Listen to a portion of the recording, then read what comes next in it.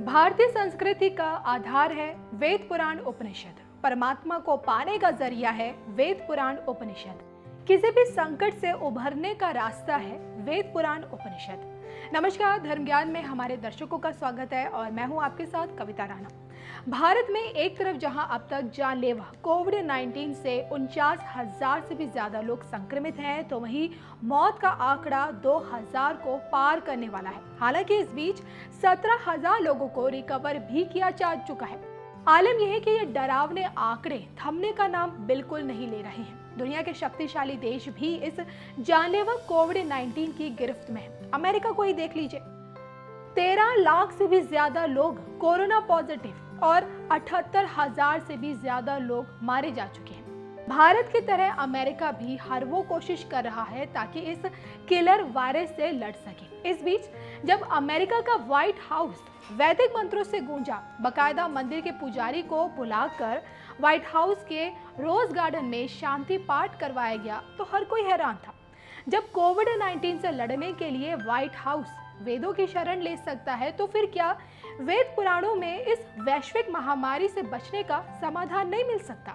कहते हैं ना, बचाव ही उपाय है। इसलिए आपको ये जानकर हैरानी होगी कि कोविड-19 से बचने के उपाय हमारे ग्रंथों में ही छुपे हैं, बस उन्हें पढ़कर अपनाने की जरूरत है। और आज हम आपको वेद पुराणों से जुड़े उन श्लोकों के बारे में बताएंगे जिसमें कोविड-19 जैसे वैश्विक महामारी से बचने का उपाय मौजूद है। विष्णु स्मृति में कहा गया है, न अप्रशालितम पूर्वधृतम वसनम बिभ्रयात्। अर्थात व्यक्ति को एक बार पहना गया कपड़ा धोए बिना फिर से धारण नहीं करना चाहिए। कपड़ा एक बार पहनने पर वो वातावरण में मौजूद जीवाणु और विषाणु के संपर्क में आ जाता है और दोबारा बिना धोए पहनने लायक नहीं रह जाता है। वहीं विष्णु स्मृति में ये भी कहा गया है, चिता धूम सेवने सर्वे वर्णा स्नानम आचरेयुः। मतलब अगर आप शमशान से आ रहे हैं या फिर आपको उल्टी हो चुकी है या दाढ़ी बनवा कर और बाल कटवा कर आ रहे हैं, तो आपको घर में आकर सबसे पहले स्नान करना चाहिए, नहीं तो आपको संक्रमण का खतरा बना रहता है।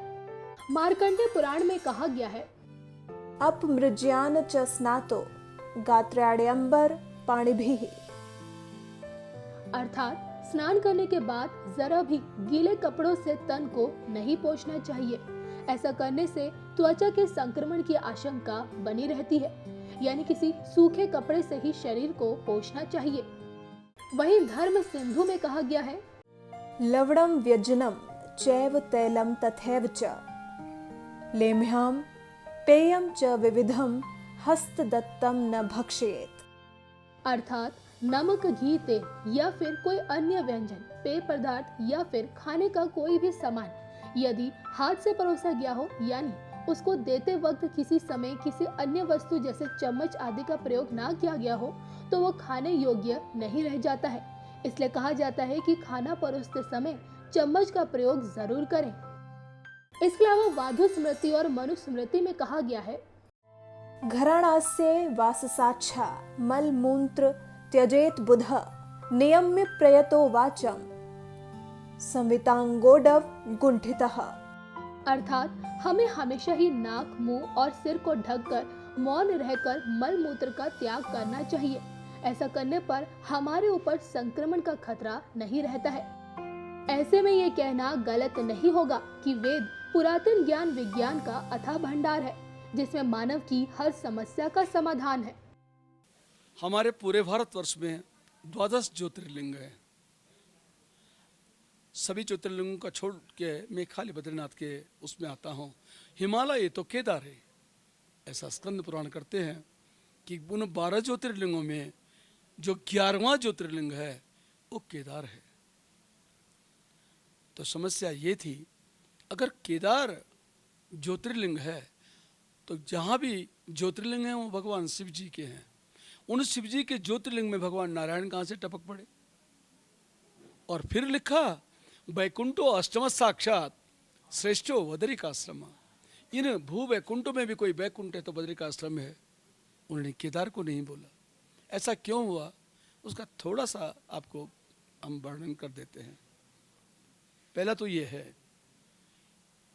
ये भूमि भगवान शिव जी की थी और देवताओं की ये प्रार्थना हुई, हे नारायण, सतयुग में आपके दर्शन हुए तो चतुर्भुज रूप में हुए, त्रेता युग आया तो फिर भगवान का रामावतार हुआ, छोटे अन्य अंशावतार, कला अवतार, युगावतार बहुत हुए लेकिन छोटे हुए, उनमें रामावतार सबसे बड़ा था। रामावतार अगर हो गया तो त्रेता में जिन लोगों ने जन्म लिया होगा उन्होंने भगवान श्री राम को देखा। त्रेता भी गया, तब आया द्वापर। तो द्वापर में लिखते हैं भागवतकार कि कृष्णस्तु भगवान स्वयं, प्रथम स्कंद के दूसरे अध्याय में वर्णन आता है कि भगवान कृष्ण जो हुए वे संपूर्ण कलाओं से हुए, 16 कलाओं के साथ हुए, पूरे भगवान के पूर्ण अवतार थे। तो द्वापर में जितने भी उन्होंने काम किए होंगे उसके बारे में लिखते हैं। एक श्लोक श्रीमद् भागवत के 11वें स्कंद के 4थे अध्याय में आता है, जहाँ पे लिखा है, नक्षत्रयाम कृतगाम चतुर्सप्त कृतो रामस्तो है गय कुलाप्य वर्गवग्नि सुब्धिम भवंद दशवक्र महंस लंकम सीतापतिर जयति लोकमलग्न कीर्ति। मतलब सत्युग का अंत आया तो महाराज परशुराम जी ने पूरी पृथ्वी नक्षत्रयाम कर दी, बिना नक्षत्रों के कर दी, 21 बार उनका विध्वंस किया। इस प्रकार सत्युग गुजर गया। त्रेता आया तो भूमि लिखते हैं सुब्धिम भवंत, भगवान नारायण स्वयं जो रामावतार लेके आए थे, उन्होंने अवधि में समुद्र के ऊपर श्वेत बांधा, पल्लीपार गए और राक्षसों का विध्वंस करके रावण का विनाश कर दिया। उनकी अलगन निष्कपट कीर्ति आज भी फैली है। ऐसा आया त्रेता। अब आया द्वापर, तो भूमिर भरावतरणाय यदुस्वजन्म जातक करिष्यति शूरैरपि दुष्कराणि। देवताओं ने भी जिस कार्य को नहीं किया वो काम भगवान कृष्ण ने किया। ऐसा द्वापर आया। अब लिखते हैं जब 3 युग तक दर्शन हो गया, 4था युग आने का है, तो लिखा है उसमें कि बदिर्विमोहयति यज्ञ कृतो ददर्घन। जब ऐसा कलयुग आएगा जिसमें कोई भी अच्छी तरह बात न कर सके, उल्टे उल्टे काम होंगे, तो भगवान का फिर अवतार होगा और वो भूमि का भार उतार देंगे। लेकिन जब होगा तब होगा, तो देवताओं का यही प्रश्न था, जब होगा कल के अवतार तब होगा, तब तक तो आधा संसार समाप्त हो जाएगा। तो महाराज ऐसा करो, आपको कैसे बिलीव करेंगे लोग, कैसे विश्वास करेंगे कि भगवान थे भी या ये अवतार सही थे या गलत थे। उनकी बात को सुन करके भगवान यही सोचने लगे, ए देवताओं, समय आएगा मेरा भूमि पर अवतार होगा और वहां आप मेरे को देखोगे। तो सतयुग में जो पहला अवतार हुआ नर नारायण अवतार, परंपराओं गत में वो 4था अवतार है, वही नर नारायण अवतार यहाँ आया तब के लिए। तो वो नर नारायण अवतार इस ढंग से था कि जितने भी अवतार आज तक हुए सब चले गए, लेकिन नर नारायण अवतार भगवान का जो हुआ वो आज भी है। योद्यापि चाष्टमुनि वर्ज्य निषेवितांग्री, श्रीमद्भागवत के 11वें स्कंद के 4थे अध्याय में 10वें श्लोक में ये वर्णन आया, वे आज भी यहाँ पे निर्द्वंद होकर तप कर रहे हैं। लेकिन कैसे उन्होंने तप किया ये मैं आपको समझाना चाहता था। भूमि तो भगवान शिव जी की थी, तो वो कैसे यहाँ बस गए। उन्होंने देवताओं से कह भी दिया कि कलयुग में ऐसा धाम बनेगा जो साक्षात वैकुंठ होगा, उसका नाम बदरिकाश्रम होगा। देवता उनकी प्रतीक्षा यहाँ करने लगे और उधर भगवान नारायण ये सोच में पड़ गए कि किस ढंग से मैं इस भूमि को अपने पास बुलाऊं, कैसे रखूं। भूमि हमारी नहीं, ये तो भगवान शिव जी की है। अब शिव जी की भूमि में हम जबरदस्ती जाएंगे ये भी नहीं हो सकता, उनका नाम खराब हो जाए ये भी नहीं कर सकते।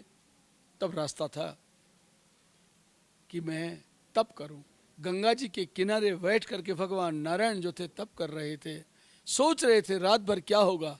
क्या देखा, प्रभात जैसे ही हुआ, अर्ली मॉर्निंग जिसको बोलते हैं अपने 3 बजे और 4 बजे का जो समय होता है, उस समय भगवान शंकर जी अपनी पत्नी के साथ स्नान के लिए आए। और जैसे ही स्नान के लिए गए, शिव जी तो चले गए, पार्वती धीरे धीरे चल रही थी। भगवान को उसी वक्त ध्यान आया और विष्णु और माया भगवती या सम्मोहितो जगत, उन्होंने अपनी योग माया को याद किया और योग माया के आते ही उन्होंने अपना काम बताया। वो एक बच्चे के रूप में बदल गए।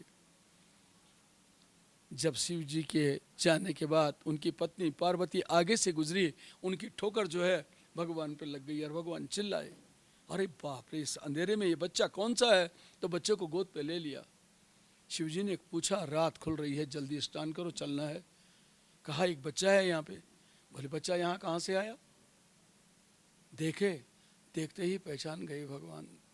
अरे उन्होंने कहा ये तो साक्षात पर ब्रह्म है, लेकिन बच्चे के रूप में क्यों आए? अरे कहा इस बच्चे को छोड़ दो, अरे वापस चलो यहाँ से, गड़बड़ होने वाली है। बच्चे ने माता का आंचल पकड़ लिया। अब क्या करती पार्वती? पूछा क्यों छोड़ दो? अरे बोले अभी तो हम, ये बच्चा है, हम बूढ़े हैं, थोड़ी देर के बाद हम बच्चे बनेंगे, ये बूढ़ा बन जाएगा, इसलिए इसको छोड़ दो। पार्वती ने नहीं छोड़ा और उसको साथ में लेके गई। कुछ समय तक बच्चा साथ में रहा। एक दिन माता ने पूछ लिया, पुत्र तुम्हें क्या चाहिए? उन्होंने कहा केदार दे दो। कौ शब्द का अर्थ होता है पानी। समझा बच्चा पानी मांगता है तो लो पानी। और जैसे ही पानी देने को ही भगवान के जो हाथ थे दोनों खुल गए। नीचे ज्योतिर्लिंग था, सारा पानी उसमें गिरता चला गया। थोड़ी देर में ऐसा लगा कैलाश हिलने लगा। तो शिव भगवान शंकर जी ने आंखें खोल दी। सामने देखा भगवान नारायण के हाथ से पानी गिर रहा है और पार्वती पानी डालती जा रही है। तो सीधे उठ कर के आए और भगवान के चरणों में गिर पड़े। हे नारायण, ये तो माता स्त्री है, यह आपकी माया से मोहित हो गई, इसलिए इसे पता नहीं चल रहा आप कौन है, आप अपना दिव्य रूप दिखाओ।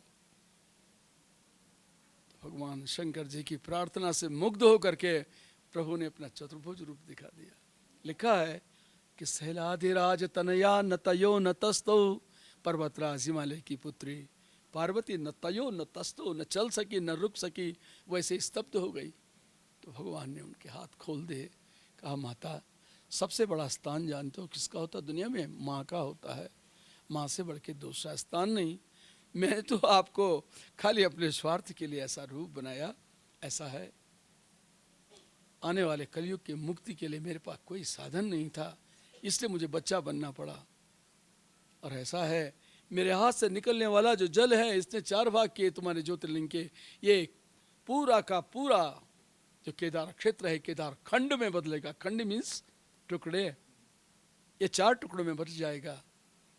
मेरे शरीर को धो करके जो जल निकला श्याम वर्ण का, वो यमुनोत्री कहलाएगा। आगे चल के मेरी पत्नी बनेगी। मेरे चरणों को धोने वाले गंगा जी सदा मेरे पाँव में निवास करती है। ये भूभाग एक टुकड़ा उनका होगा, जिसे लोग गंगोत्री कहेंगे। माता पिता पाँव में नहीं रहते, सर पे रहते हैं। आप हमसे ऊपर रहो, ये भाग केदार कहलाएगा।